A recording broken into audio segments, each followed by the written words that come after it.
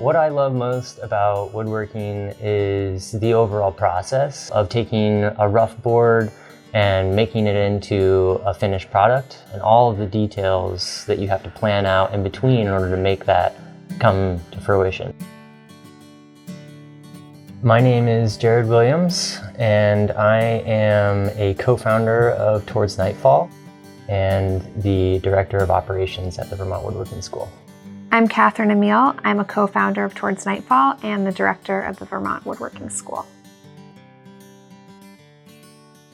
When I started out woodworking, I wish I'd been way less intimidated.